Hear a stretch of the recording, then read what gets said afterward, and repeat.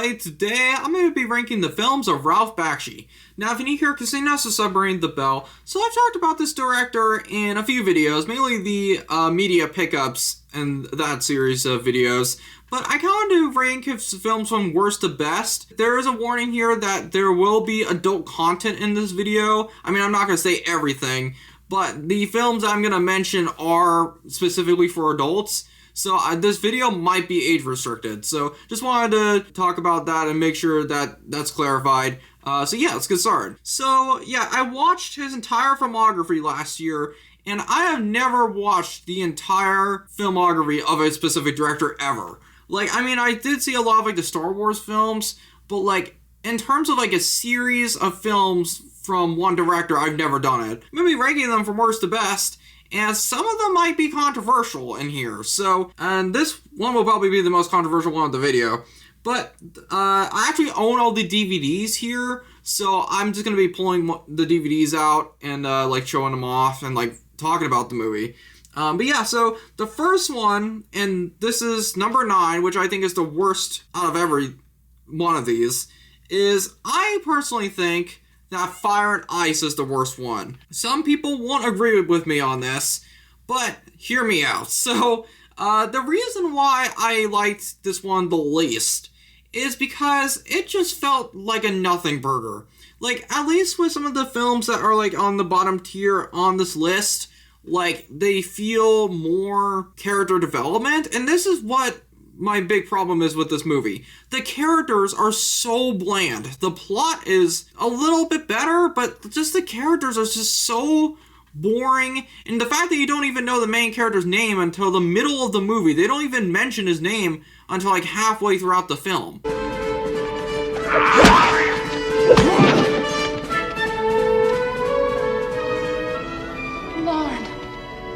And like, I didn't connect with any of these characters. I think that's the worst thing about this movie is the characters. Like, the characters have no personality.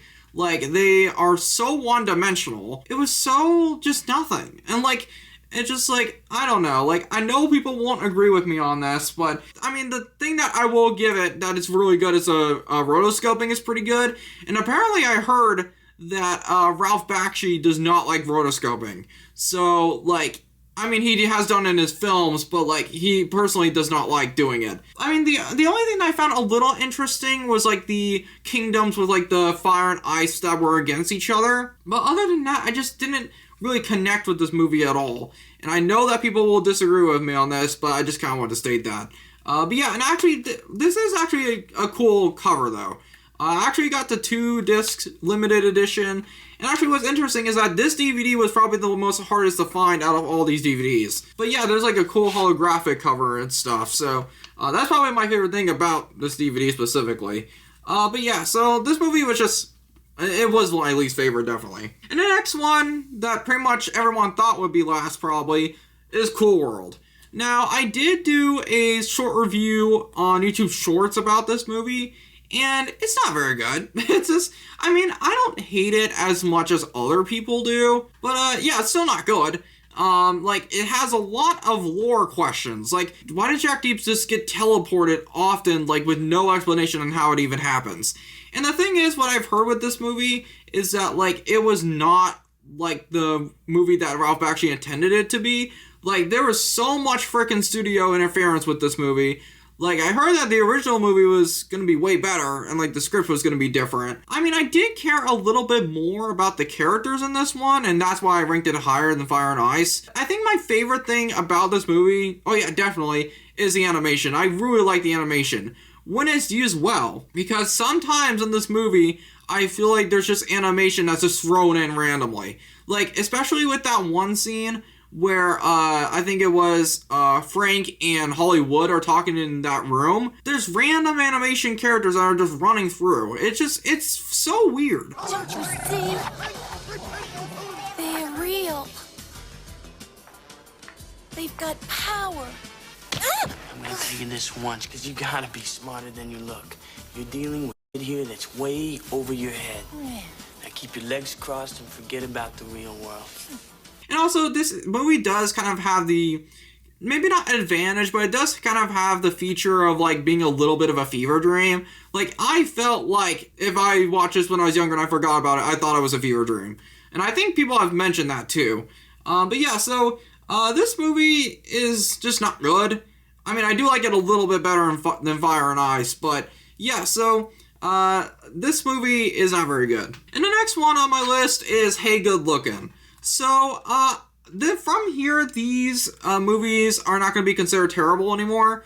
But Hey Good Lookin', I've heard this movie had a little bit of an interesting backstory too. Originally, it was supposed to have like live action, like characters and anime characters in the same scene, like Who Framed Roger Rabbit. This movie I enjoyed a little bit more than those last two.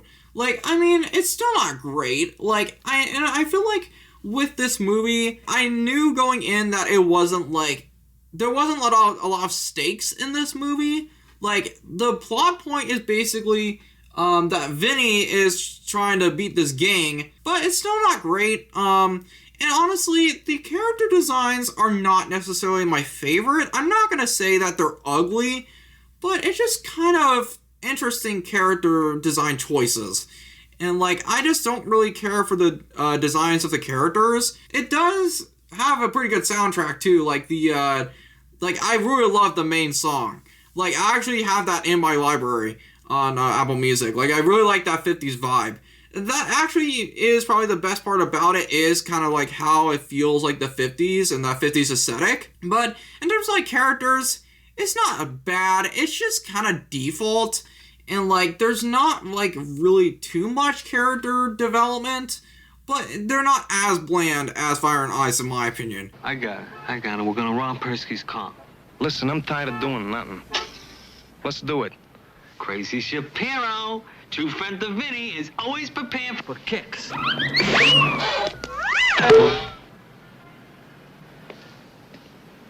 Let's go, Ace. I'm ready.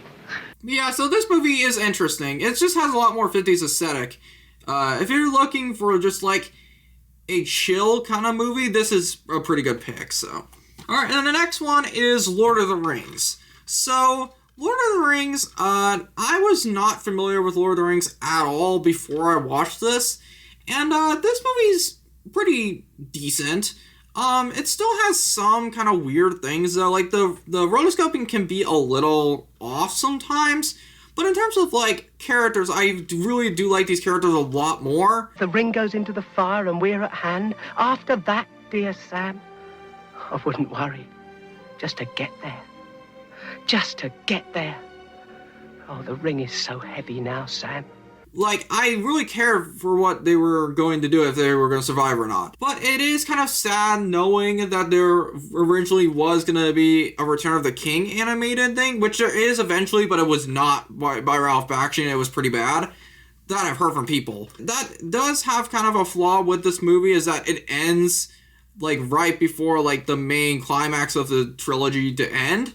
And actually what's interesting is that as of this video, I am going to be seeing the whole Lord of the Rings trilogy this weekend, and I'm filming this on Thursday. I've never seen the Lord of the Rings trilogy with Peter Jackson before, and I've only seen this. So I actually kind of am glad that I did watch this first, because it's kind of a good introduction. But yeah, I'm actually going to be watching that, and that might be a video that'll come out. And they're actually the extended editions too. So we'll see how that goes, if I'll last through them. But yeah, so with Lord of the Rings, I actually liked the characters. Like, I felt like I actually cared for them. And I like some of the, like, the backgrounds of, like, the worlds too and stuff. So yeah, this one was pretty decent. So the next one is Heavy Traffic. So Heavy Traffic is a pretty good movie, actually. And I think the reason why I liked it is because, like, I mean, not relate, but, like, I could understand, like, the character of Michael's kind of backstory. Because, like, so basically in the movie, his parents are constantly trying to kill each other. And, the dad is part of the mafia. And, like, I actually really like also, like, the fact that he does befriend Carol. And, like, they are romantic together and stuff. Cadillac driving on the open road. Ain't running away from my Super 8 boat. Oh, 95. And it's just like, I like his backstory because like a lot of people probably can relate to that with abusive parents. And technically, it's not like the main part of the movie, but it is a side plot a little bit that like the parents are like trying to gain like custody, maybe not custody, but like trying to win over their son. And I'm so glad that I didn't grow up with abusive parents because like a lot of people can probably relate to this movie with the whole abusive parent thing. I am glad I didn't grow up with that. My parents are freaking great. But I know that other people aren't so lucky. So I like that bit of realism. And yeah, so I liked his like whole also when he's like showing the art to like that older guy. Like I really like this movie. I do think it's interesting about some of the stereotypes though are a little dated. I don't know if it's like a trans stereotype or like a gay stereotype where it's like this drag queen that's a masochist. That kind of hasn't aged well. But other than that, I think it really kind of shows a lot of growth of Michael's character and stuff. So yeah, I like this one a pretty decent amount. And the next one is Wizards. Now, Wizards, I actually liked pretty decently. I think I liked it a little bit more than I thought I would because I'm not really a big fan, or I wasn't up until recently. Like, I really didn't find medieval settings that interesting. I know this isn't really that, because like it does combine like the story of like technology with Black Wolf, and like he's the main dictator of that with the whole Nazi symbolism and stuff. But I actually really thought this was pretty good. I do find it a little underwhelming in terms of world building though. Like I feel like if this was longer and like because this movie is only 80 minutes, it does not have enough time to really flesh out the world and the landscape. That's the only thing that I really have a flaw with this movie, is that the world building is a little bit underdeveloped. But other than that, I actually really do like the characters. Please accept our apologies for the behavior of some of our more carefree brothers. I'm Sean, leader of the Knights of Stardust, protectors of Dolan. The direction that they go with Peace, where like you kind of are in a little bit of limbo whether he's like good or bad or not. But yeah, so I like this movie pretty decently. This one's actually pretty good, so. Alrighty, and number 3 is Fritz the Cat. Now, originally when I watched this, I actually watched this with the VHS version that's back there, but originally I was a little iffy about this movie when I first walked out of it, but honestly, like, it's actually a pretty smart movie. Like, in terms of, like, the fact that, like, Fritz is meant to be unlikable, but even compared to the comic version, even Fritz has some okay moments here. Like, when he was trying to get that girl, or trying to stop that girl from being assaulted, that was actually one of my favorite moments because he actually has an ounce of likability. But I think why I think this film works mostly is because, like, they really kind of show Fritz's hypocrisies. Like, it really, especially with that monologue that he goes through, and I've mentioned that in one of the VHS pickups recently, he tries to be, like, philosophical in his life, but it's basically all down to sex and drugs, and basically. My farting around days are over, baby. From this day on, I shall live every day as if it was my last. No more the books, the spoutings of a bunch of old farts who think they know the whole goddamn score. Oh my God, what have I done? He makes himself more important than he is. He's just stereotypical. And I actually really like how they show that in the movie. And also, Duke was definitely the best character. I do like Duke way better as a character than Fritz, though. Like, in terms of, like, likability, Duke is easily way better. One of my favorite scenes ever in a Ralph Bakshi movie is when Duke dies.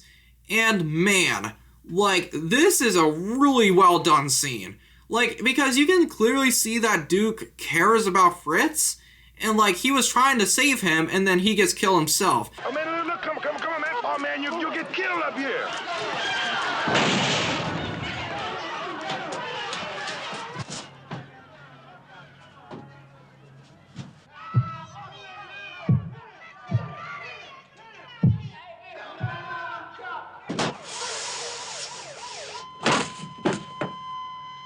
And I just really like how they did the faint hearing, like the hearing goes away, and like the the heartbeat representing the pool balls with like the game that he played earlier in the movie. That was so well done. Like, I feel like that is one of the most favorite death scenes I've ever seen in a movie. So, yeah, that's actually a really good scene. The only section I really did not care about, though, with Fritz the Cat, like a whole plot point, is once he goes with that trip with Winston. Like, I just didn't really care for it. Like, it's, like, once he goes with, like, the terrorists and all that to, like, blow up the power plant, that just wasn't really my thing. I didn't really like it. But the first, like, half of this film where, like, he's with the synagogue and, like, he stole the car with Duke, I really liked it. I changed my mind a lot on this movie, actually. Like, originally I thought it was kind of not great, but I actually think it's one of his best, in my opinion. But yeah, so that's number 3. Number 2 is American Pop. So, American Pop, this is actually the last movie that I watched of Ralph Bakshi's filmography, because maybe I should have watched his films chronologically in terms of, like, when they came out, but it was all kind of out of order. I watched American Pop and Fire and Ice on the same day, which was the last day of the year. Glad my DVDs arrived in time because I wanted to do it all in one year with watching these movies. But yeah, so I watched American Pop last. This is the last one I watched out of the filmography, and I really loved it. This is a really good movie. And, like, I think the reason why I love it so much is because it really shows, like, the history and, like, the 4 generations of this family that are musically talented. And, like, it's so cool, like, seeing the family kind of, like, spread out and evolve in some ways. Because, like, one of the characters actually gets really drug addict. Like, he turns into a drug addict. And then the son of him actually grows up to be, like, a really big pop star. That's actually him on the front. Like, it's just really cool with so many generations of telling a story. And, yeah, and actually, this has the best scene, in my opinion, of any of these Ralph Bakshi films. It is the guy who plays the piano, and, he was drafted into World War II. He actually, was playing a piano that was in this, like, abandoned town, and he was playing it, and this Nazi soldier comes up behind him and is just about to shoot him, and then the guy in the piano actually plays like a really good piano, and like he died doing what he loved, and like the Nazi actually felt at ease for a little bit.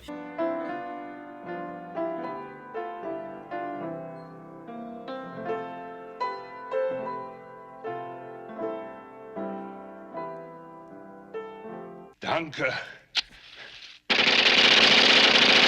I really loved that scene. That scene was so well done. That's actually my favorite scene of his entire filmography. Like, it just had a lot of weight, and I loved it. But yeah, so this is actually a really good movie. I would definitely recommend it. And the rotoscoping is really good. It has definitely improved compared to Lord of the Rings. Like, it still looks pretty good in terms of, like, rotoscoping, because I know that rotoscoping is notoriously difficult. It might not seem like it, but I've heard from people that it is. So, yeah, so this is a really good movie. So, yeah.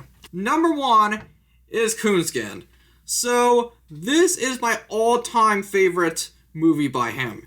And I think the reason why I love it so much is because, like, I really love the commentary and, like, the characters. I really cared about the characters and, like, if they would survive or not. Because, like, they go through some troubles. And, like, especially when Brother Bear gets shot, I actually really wanted him to survive. And he did.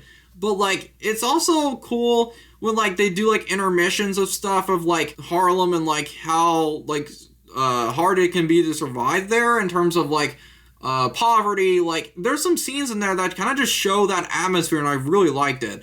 And, like, also, like, I liked that they got the actors to voice over the anime characters that actually were playing in real life when they cut to live action segments. So, now I know this movie doesn't necessarily have an overall arcing story, but I think it works the best for it, because just seeing Brother Rabbit, Preacher Fox, and Brother Bear take on all these villains from Harlem is actually a really good, like, progression, because, like, I mean, it's not necessarily plot driven. That's the thing. It's not plot driven, but I don't think that's a problem.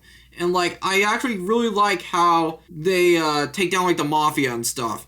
And like, I heard that this was actually turned out to be funded by a mafia-owned company, which is kind of ironic. And I really love the character of Brother Rabbit. He's like basically a grown-up, more adult version of the Brother Rabbit from Disney. Like this guy literally is like this Brother Rabbit in the books of like Uncle Remus. Like, he is the ultimate trickster, and he was definitely my favorite character. Look, if you don't say hello by the time I count 2, I'm gonna bust you. 1, 2. Hello. Hello. Hey, man, my man, what you waiting for?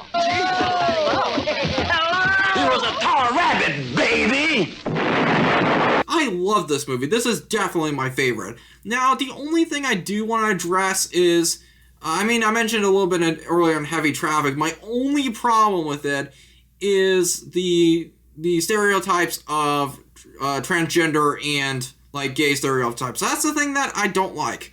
I mean, I know that maybe they got caught in the crossfire of like dissing the mafia and stuff like that, but I was not impressed with the fact that they did and like make fun of like the gay stereotypes and stuff. But other than that, that's my only problem with it. If that's the only problem in a movie and everything else is great, then I don't consider it ruining the movie.